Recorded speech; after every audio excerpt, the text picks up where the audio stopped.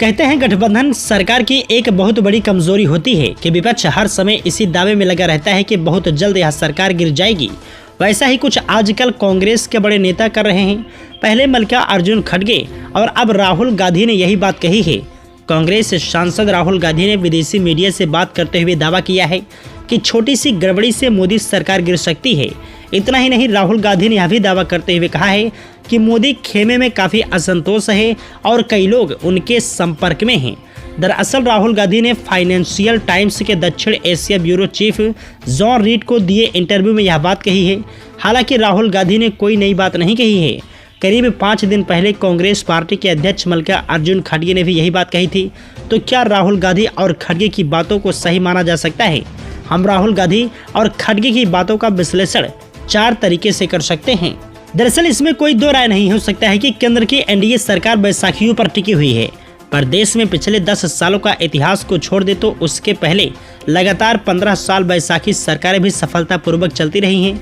1999 में बनी अटल बिहारी वाजपेयी की सरकार हो या 2004 और 2009 में बनी यूपीए सरकार हो, सभी सरकारों ने अपना कार्यकाल पूरा किया है। दरअसल अब गठबंधन का फार्मूला डेवलप हो चुका है। 1995 से 2000 वाला दौर नहीं है।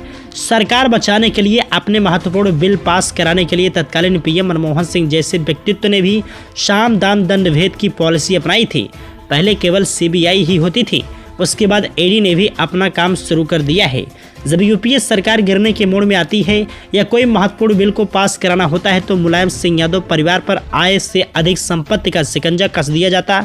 इसलिए यह सोचना कि वैसाखी सरकार 5 साल पूरा नहीं कर पाएगी सिवाय मुलायमता के और कुछ नहीं। राहुल गांधी इस इंटरव्यू में कहते हैं कि एनडीए के लोग हमारे संपर्क में हैं। दरअसल यह सही हो सकता है कि राहुल गांधी के संपर्क में कुछ लोग हों। यह वैसे ही है जैसे कि कोई बीजेपी का नेता बोले कि इंडिया गठबंधन के कई दलों के सांसद हमारे संपर्क में हैं। दल बदल कानून के दौर में इतना आसान भी नहीं है। दल बदल करवाना हिमाचल में जल्दी ही हमने देखा है कि सारा तंत्र बीजेपी के हाथ में और हिमाचल की जनता का साथ होने के चलते नैतिक बल भी है। फिर भी राज्य में सुखद सरकार बच गई। यही हाल दिल्ली में है। सीएम अरविंद केजरीवाल को सुप्रीम कोर्ट से बेल नहीं मिल रही है। लोकसभा चुनाव में जनता ने भी बुरी तरह नकार दिया है, पर कोई उनकी कुर्सी पर हाथ नहीं डाल पा रहा है। कहना आसान होता है, पर बीजेपी के चाणक्य भी कुछ नहीं कर पा रहे हैं। इसलिए इतना आसान नहीं है एनडीए के सांसदों को तोड़ लेना। तीसरी बात यह होगी कि लोकसभा चुनाव का परिणाम आए अभी 3 हफ्ते पूरे नहीं हुए हैं, पर बीजेपी पूरी तरह चुनाव मोड में आ चुकी है। अभी कांग्रेस कई राज्यों में अपनी हार का विश्लेषण कर रही है।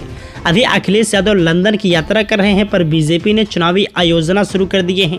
प्रधानमंत्री नरेंद्र मोदी का वाराणसी में किसानों को संबोधन क्या चुनाव को ध्यान में रखकर नहीं है? प्रधानमंत्री अपने स्पीच में किसानों को सपने पूरे करने के रास्ते बता रहे हैं।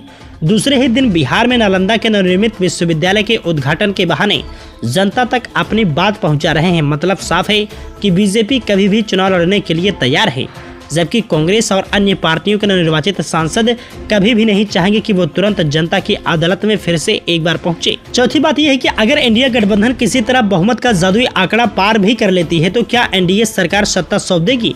जाहिर है कि बिना तोड़फोड़ के यह संभव नहीं होगा, और अगर ऐसा होता है तो सरकार इसी बहाने लोकसभा भंग करके मध्यावधि चुनाव की सिफारिश करेगी।